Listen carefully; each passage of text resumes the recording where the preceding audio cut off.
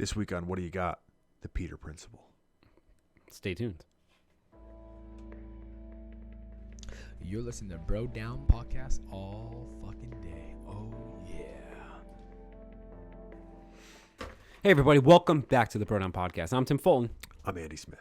And this is What Do You Got? A little segment where we come to the table, with a topic that the other guy doesn't know about. I'm going to chat about it for a little bit. It's Andy's turn. Andy has the Peter Principle, which I've never heard that before. You All could right, be so making this up. This one's going to be, just stick with me with this. This is more of like presenting to you something with interjected dialogue from you coming back. So we have other podcasts if you want to go back and watch those. I think you're going to find this interesting. Okay, go ahead. Okay, so I was listening to Jocko Willing's podcast. Okay. And he was going over a book called The Psychology of Military Incompetence by Norman F. Dixon. Okay. And basically, they are reading excerpts from the book and dissecting what these mean. And they were going over, it's written by an Englishman who served in World War II, and they go over scenarios in the English Army throughout history that are horrifically incompetent based on leadership. Like tragic things where like thousands and thousands of people died just by sheer incompetence. Okay. And one of the things that they brought up in this that was only touched on lightly, but these guys seem to have a very good grasp of, was the Peter Principle. And the Peter Principle states, which was also came up by Lawrence J. Peter. He wrote a book called The Peter Principle. I thought for some reason that this was going to have some sort of like, not be religious, but it was going to have like religious connotations, and it was going to be like Peter of Peter, Paul, and Jesus. Not at all. So, and feel free to stop and interject at any time. So, the Peter Principle states, partially, this isn't the full thing, but for every employee to rise in the hierarchy through promotion until they reach a level of respective incompetence. Okay. Employees will continue to be promoted at some point, but at some point, promoted into positions which they are incompetent. They will remain in those positions due to the fact that they do not demonstrate any further competence that garnish recognition for additional advancement. Okay. So what you're basically saying is that because you're doing successful in a certain position, you get promoted because you did a good job. And in that position, you get promoted because you did a good job. And in the next position, you finally go to a failing part where you're no longer doing a good job because you're not capable or not knowledgeable enough to do so you don't get promoted. But now you have an employee who's in a position where they don't do good. Where they do poorly. They do not excel. Okay. And they do not do well. Okay. And nothing happens. They just stay there. So it's basically stating that you will, like you just said, you will get promoted until you came from a competent, excelling performance-based review till you get to the point where you're not. Okay. And it goes more into why that's a gigantic issue. So, as a result, according to the Peter Principle, every position in a given hierarchy will eventually be filled by employees who are incompetent to fulfill the job duties of their respective positions. It also suggests that employees' inability to fulfill requirements of that given position that he or she is promoted to may not be the result of generic incompetence on the part of the employee, as much as it is due to the fact that the position simply requires different skills than he or she currently possesses. That makes a lot of sense. So, when I was listening to them talk about all these, these examples of warfare and these battles that were extremely messed up for various reasons, this kind of has a lot to do with it in certain aspects of like, that is the greatest example of showing why that's a problem, right? You have a guy that's good at a position. He gets to a point where he's not good, but you leave him there and it gets people killed. Yeah. Not because he's not a skilled person or he doesn't have ability or because he's stupid. It's just because he did too good at his previous jobs. Makes sense. Right? So they're taking this principle I'm hoping I'm not jumping too far ahead, but just so we can extrapolate for the viewer, the one. They're taking this principle and they're extrapolating it, and they're saying this is what it's like in the military, but it applies elsewhere. No, this guy didn't write this. This, I believe, Lawrence J. Peter wrote this about business. Okay. But it applies. They use obviously you're using principles to define just like a definition of a word. You're using it in replacement of explaining that. Yeah. So when you have somebody that's incompetent, you're like, well, they got here for some reason, so they must have been good at previous jobs to get promoted. But they were promoted until they were incompetent, and that's why they're staying where they are. Gotcha. But the problem with it is that they are incompetent at their job now. Yeah. And that's the issue. So again, some of this might be very apparent just based off the principle if you're thinking ahead. A lot of times, sorry, continue. No, go ahead. I was going to say a lot of times apparent things we need to be reminded of because it's not always in the forefront of your mind. And so you might say, yeah, that's logical, but it might not be something that you'd think of immediately. So even though something sometimes seems like self-explanatory, it isn't always, and it is good to be reminded of. So you may continue, and I will not cut you off. No, that's why I want you to cut me off. I want you to cut me off and have like the dialogue with it. But that's one of the things that they brought up during that whole thing, but outside of the Peter principle, was he gave an example of like if you are somebody that's in command of, a platoon or whatever, and there's 3 generals, A, B, and C. And there's a piece of information that comes along that the first general, it's the same piece of information that gets passed along, new intel, is exactly what you thought was going to happen. General B, intel comes along and it's nothing like it's the complete opposite of where you thought the enemy was going to attack. Okay. Right? And then C is... it's a little bit like new information, but not a lot. And he goes over basically why, like you would think that the first guy or the second guy would be the optimal choice because it's like or the first guy would be optimal choice because there's nothing new. But he goes into the pitfalls of basically being like, because you have no new intel, like you might think that you're safer than you are. Yeah. You might just relinquish the fact of like, yeah, we know what's going to happen. We know for sure. It's reinforcing what you think you know, but that you might not know. So there's a danger in everything. Like you said, like you get comfortable in thinking that what's what because it's so obvious. Yeah. And be reminded of that. So an example, bringing employees very good at following the rules or company policies may be promoted into a position of creating rules and policies. Despite the fact that there being a good rule follower does not mean an individual is very well suited to be a good rule creator. A summation of this would be a twist on the old adage, the cream rises to the top, by stating rather the cream rises until it sours. Okay. Employee is no longer excellent or even satisfactory. Okay. According to the principle, competence is rewarded with the promotion because competence in the form of employee output is noticeable and thus usually recognized. However, once the employee reaches a position in which they are incompetent, they are no longer evaluated based on their output, but rather evaluated on input factors such as arriving to work on time and having a good attitude. So the further you go up the chain, in most places, your output of work and what you are basically graded on becomes less tangible. Okay. So like when you are an entry-level position, it's, I need these letters put into those envelopes. How many did you do today? You did them all. Good job. Military example. You needed to have everything look presentable. You did that. Yeah. It's very tangible things. Factory workers. Johnson, you made more license plates than anybody else.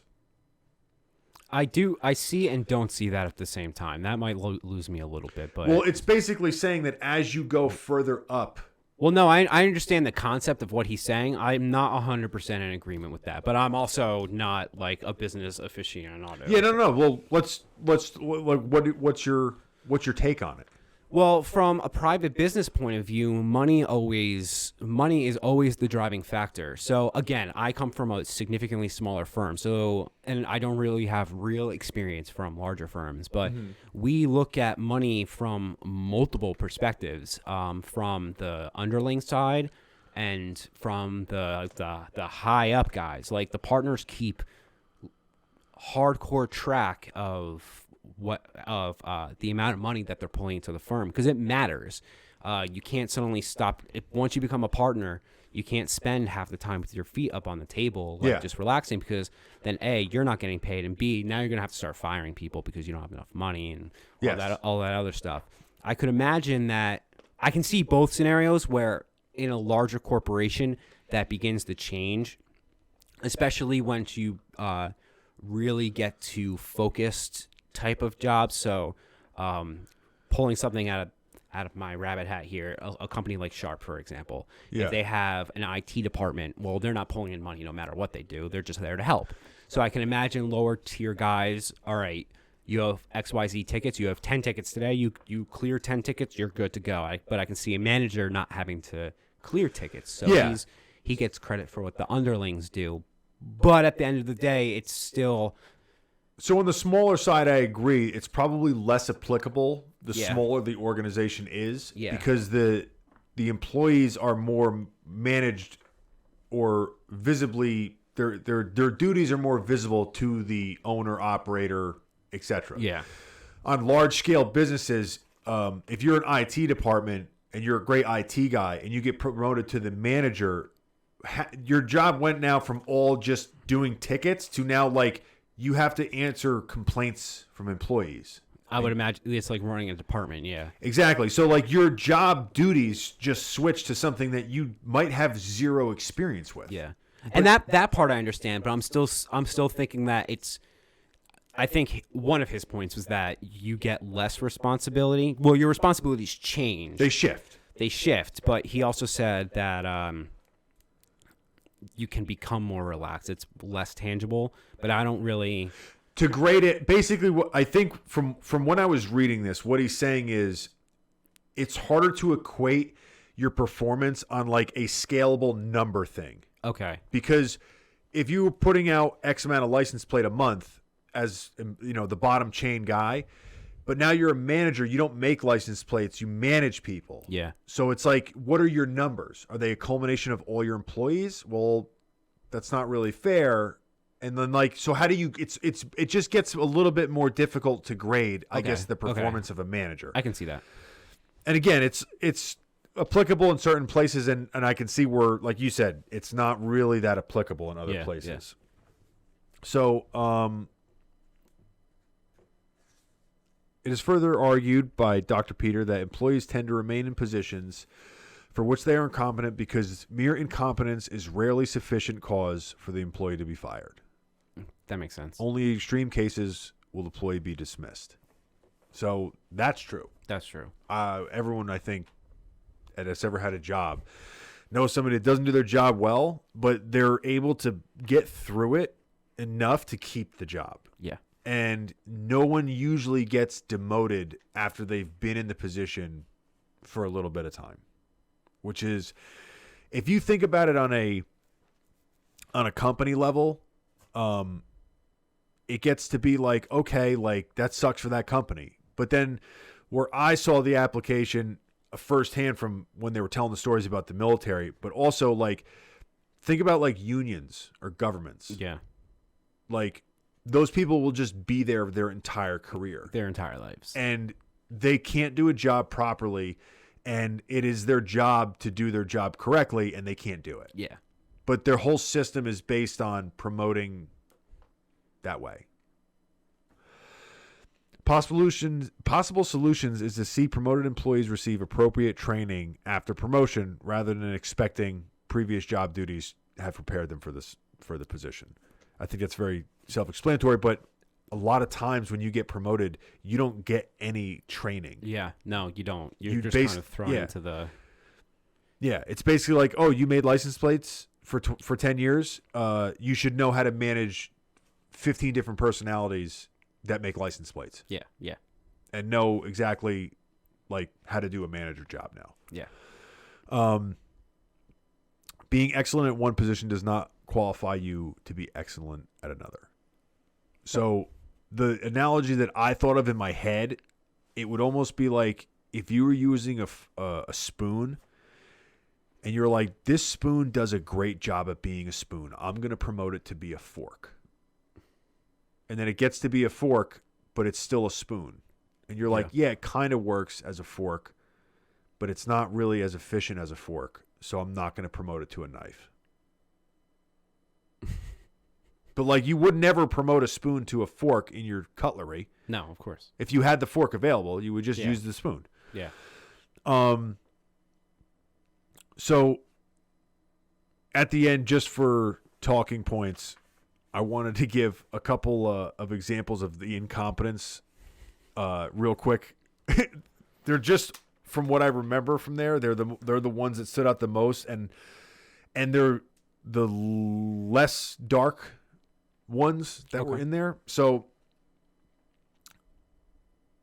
one of the major themes in this book that this guy is talking about from Jocko's podcast, and this book is called The Psychology of Military Incompetence by Norman F. Dixon, is how people were basically paid for their commission. Okay. And got into position. That's kind of how the British military ran their things for quite some time. And being a fan of history and stuff like that, it almost came as a shock to see how prevalent that was. Mm-hmm. And how almost because of the there was an old saying, lions decorated by donkeys, that basically meant that the lion was the foot soldier who did all the hard stuff, and the donkey was the guy in charge because he just paid for his position. So the main underlying thing that I got that I want, one of the ones was it was basically the refusal to adapt to current climates. And one of the examples they give is during World War I, when they started charging, it was the first major war that involved the machine gun. Yeah. And it took, I think, over 1 million people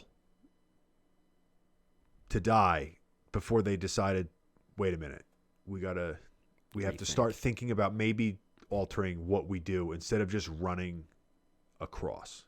And it was so ingrained in them with old ways that they would basically tell people, like, you have to charge across because it shows good spirit. Like, so go ahead. Yeah. Go ahead. Yeah. Another one was the dismissal of the effectiveness of tanks over the war horse. So I didn't know this, but apparently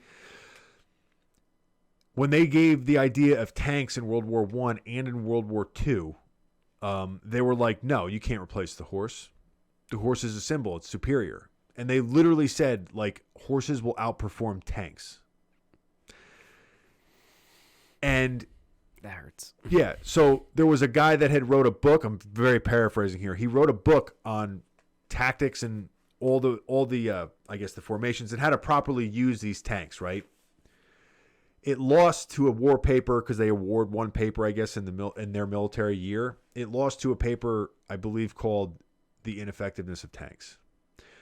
But it got very popular in another country, Germany. And that was the required reading for all the tank division commanders. Whoops. And they still didn't adopt the tank until 1941. Whoops.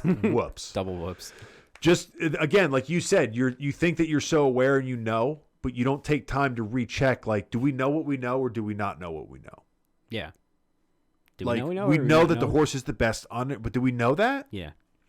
And this, last but not least, is my favorite one because it doesn't involve anyone directly dying in this, but they called it on the podcast an act of treason. Okay. So they didn't want to admit that the airplane was the new weapon of basically like that was going to be dominating.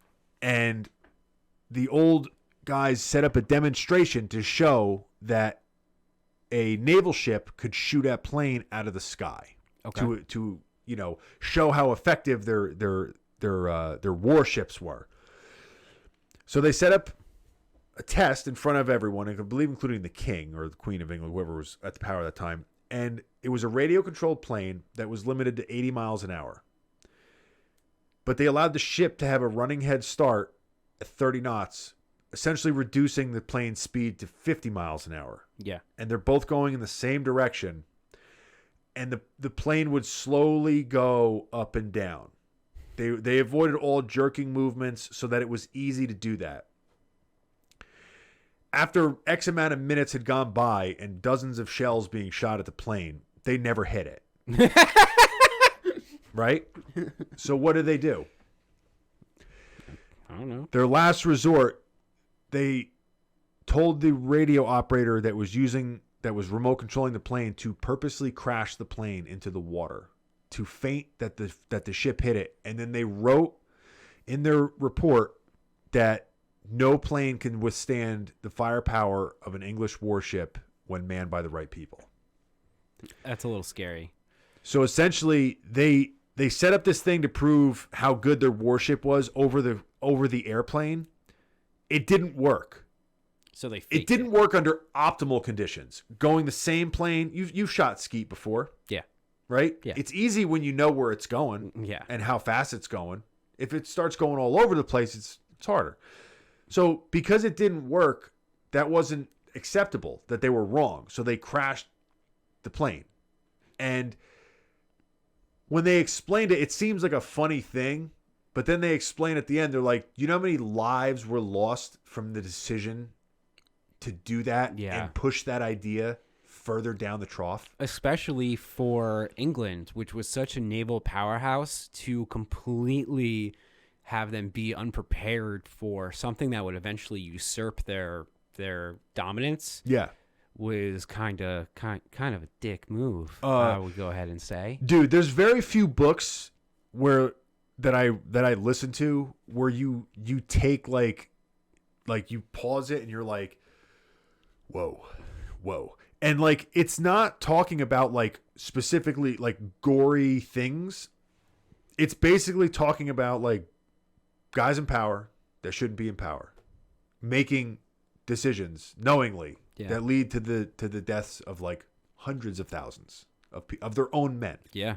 And it's a good one. I definitely recommend listening to that if history is your little forte. But the one thing that they didn't touch on, which is why I was interested about it, they mentioned it but didn't really go into depth with it. They just kind of said the first part of it, which was the Peter Principle, which is why I looked it up, because I didn't know, I'd never heard of it before.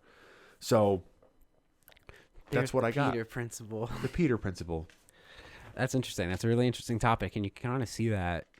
I mean, we all can see that in real life. Like, we've all dealt with incompetent people and incompetent jobs, and you're like, how did you get here? And that kind of, again, one of those things where you don't think about it, and all of a sudden, oh, it makes sense. They were probably adequate at their previous position or their previous job or whatever happened, and they got this one, and now they're not. Yeah. And they're not going anywhere because, like you said, very rarely will someone, especially after you get a promotion or 2 promotions, if you were a great truck driver and then you did really well managing a small fleet of trucks, and then they put you in charge of a warehouse and you started fucking up, well, you've been with the company already for 15 years, however long it took you to get there. So they're not going to turn around and be like, you haven't been doing great for 6 months, so yep. And bye. One of the major drawbacks in this country, or I think in business in most places as a whole that don't function properly, is the inability to be transparent with reality. Yeah. Where it's like, hey boss, you put me in this position and I don't really know how to do it. Can you send me somewhere or like give me a book and let me read it so I know how to do this? I want to do it. I want to do a good job, but I can't do that right now because I don't know what I'm doing. That hurts deep down because I ran into that problem with my job. Yeah. I was thrown into a position where I was not adequate at being able to do it. And I was doing it for almost 2 years at a certain point. So how do you turn around after 2 years and say, I don't know what I'm doing? But if you think about it this way, that's 100% correct. Yeah. That's like that in almost every single place I've ever worked. But how much more efficient would the machine run if I wasn't? If the company culture, I'm not saying that your company has something wrong with it, but if the company culture was like, hey, you having a problem? Ask. Just ask. You're not going to get fired. Yeah. You're not going to get fired. If we have to move you to a different position, we move you to a different position. Yeah. But if you did that 2 years of like worrying and taking stress off your job and like, oh, it just how not optimally you're working there would have been dissipated. I know. Years of stress. Yeah. But terrible until stress. companies and governments and whatever adopt that kind of thinking of like, we shouldn't make people afraid to tell us things. Yeah. Because we have to let them know that they're not going to be harsh consequences for honest assessments of their own ability. And sometimes it's not even that. It's like you think that because somebody grew up and they don't know how to read that they're dumb. Well, no one taught them how to read. Yeah. It's not that they're dumb. It's just that they didn't have books available. Right? That's fair. So, but that's not how things are now. Yeah. But that's the kind of place that you would expect to run extremely efficiently. You would expect it, yeah. Crap, what was I going to say? So there's a couple of things off of this. I'm thinking about this from a big business perspective and a small business perspective, because a company like ours, we don't have promotions, so to speak, because there's like kind of one level. There's two levels realistically. There's employees and the bosses. Like that's it. So unless you work there for 30 years and you suddenly become a partner, yeah, it's a promotion, but that you're also co-owner. So you threw yourself in there. But thinking of it on a smaller scale, like I was saying, you do get new jobs. Like you do get added responsibility, and sometimes you aren't capable of that. So it's not just literal promotions, it's responsibility that I'm kind of equating it to. But also with the promotion thing, going back to responsibilities, it's weird because there can be some people who are good at aspects of jobs. Yes. Poor at aspects of jobs. Yes. And it becomes this weird, antiquated, like, you're the manager of the office. You have to do XYZ. You do XYZ. And the guy could just be like, look, I'm great at XY. Z can go suck my dick. Yeah. Because I don't know Z. See, in those situations, there's a bunch of options, right? Yeah. Like it's either like do what you do best and delegate the rest. That whole philosophy where, I'm the best at X and Y, but I can't do Z and I don't like doing Z and I'm not the best and most proficient at Z. But he is. Yeah. So you now do Z because you're not that good at your job and you'd be more useful here. Yeah. Or whatever this situation is. But to pretend that there's no problem if there is one is a problem. That's a problem. That's a problem. That's a problem. So, excuse me. And I do like your assessment where I do think that something like this applies more frequently and better to larger organizations. Yeah. Because it seems that it's just more applicable the way that the structure is set up, has more places to be applicable inside the company. It's more of a tiered system inside large corporations. You don't have tiers when you're working with 15 people. Yes. And You it's just have also, people. I think it definitely seems to fit where if you showed this to somebody who is the owner of a large company or a CEO of a large company, and they weren't a total douchebag and they actually wanted to grow the company and help the people that work there, they would look at this if they'd never heard of it or thought of this idea in a like, how do I fix it? How do I make this not applicable to my company? Like, how do I make the people that got promoted and stopped getting promoted better at the job they are in now? So what I would do if I was them, I mean, the training thing is respectable. Training people for the position that they're going in, he touched on that. I think that's a great idea. You can go back and say, you're not doing great. Maybe you should take some training on this, blah, blah, blah, blah, blah. What I would like to see is a temporary promotion period. I don't know what to call it. Like a trial. Whatchamacallit, probation. Yeah, probation. So being like, listen, you're being, it doesn't have. Part of me thinks that it feels like a punishment for all of society, but it's really not. You can look at someone being like, listen, you're being considered for a promotion. You're going to sit in that seat for a month, however long, and we're going to evaluate you. And if it doesn't work out, it's not a problem. You can go back to what you're doing, blah, blah, blah, blah, blah. But if it does work out, then you will continue on that role. And maybe you can include training and all that other stuff. But that's what I would like to see. Part of the problem with that, though, is a lot of companies, it's twofold. You don't want someone dumb there, but you need someone there. So say you do a trial period. You put guy number 1 there. He's not great. So you put him back. You put guy number 2 there. He's not great. You put him back. And now you're looking at yourself being like, it's been 2 months. We don't have anyone seated in this spot. What are we going to do? Yeah. I'm just trying to play devil's advocate in my own head. That's a good point, though, because then you run into it. It's like, is it better to have somebody incompetent in that position or nobody in that position? Yeah.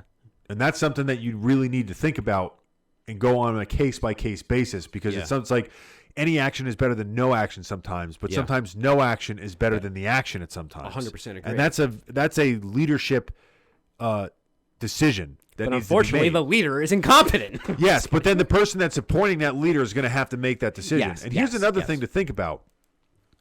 We keep thinking like, oh, lower person goes up, but then it gets to the point where they're not qualified. Yes.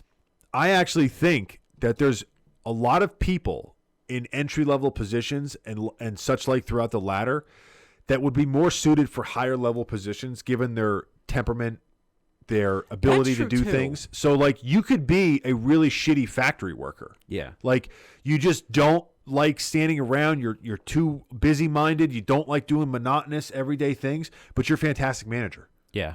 Because you like being able to see how things logistically go together and who's on schedule and who's not. But that position is 3 or 4 steps above where you are. Yeah, that's a really good point. One of the other things that I brought up that I didn't mention is the fact of randomly promoting people if the position is not being filled. It's not being performed up to standards. So if you went through 2-3 guys and they're not, like, the guys that are the best at, again, license plate making are not working out, you just go, all right, let's just put some random people. Who wants the position? Who wants the position? Because that person might be like, I don't think I can do the manager job because I'm so shitty at making license plates. Why would you hire me for that job? Because I'm doing so poorly at this one. Yeah. But they might also be the best choice for the manager. That's funky. Yeah. It's really weird. It is really But weird. as somebody in charge, your job is to spot those people. Yeah. Your job is to your job. put you don't want to hammer in a screw. Right? Yeah. So you want to get the best tool for the job. So how many times do you see screws getting hammered? So last thing, because I'm sure we're probably running pretty long. Yeah. But you can take it from the other perspective too, which I had for a long time. Obviously, if you're promoting people into failure, the company's going to suck because now the top tier people all suck. In theory, that's what this whole Peter principle is about. But if you look at it in the individual's perspective, a lot of people it won't affect because a lot of people are just sitting there thinking, now I'm getting paid top dollar for what I'm worth. And that's all they care about. So that's all they care about. But a lot of people do care about work ethic and doing a good job and doing all that other stuff. And if they're suddenly in a position where, especially if they know, not everyone knows, but especially if they know they're not doing a good job, it gets them. And going back to my situation, I spent like 2 years in a position with responsibilities that I couldn't handle. It was the most stressful 2 years of my life. It can kill your work ethic too. Yeah. Because you don't know what you're doing, you're constantly in fear that you don't know what you're doing. Yeah. And you can't be proficient at the things that you do know you're doing. Yeah. Because you're constantly like, what if something comes up that I don't know? Yeah. I can't ask anyone because nobody knows I don't know. Yeah. And it fucks with your head. It fucks with your head. Yeah. Is the Yeah. part of it. Yeah, I just thought it was an interesting topic, and when I started looking into it, like I just heard it from the first sentence, but when I looked into it, I'm like, all right, there's a couple things that we could probably talk about here. Yeah. So I thought you'd find it cool. We managed to ramble for a little while. Yeah, we did. That was the point. I like it. I like. I'm gonna start bringing pieces of paper. It makes me look more professional too.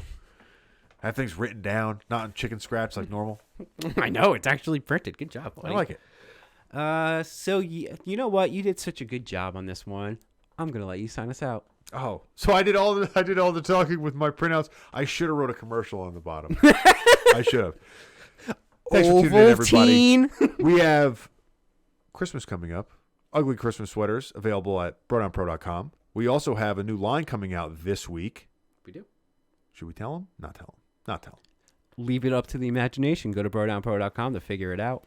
That's true. Also, too, what's coming up is Black Friday. We're going to have some big Black Friday sales coming up. Probably for, I don't know. We'll decide. BBF, Big Black Friday. We'll get you guys next time. That's from Tim's search history. You're listening to Bro Down Podcast all fucking day.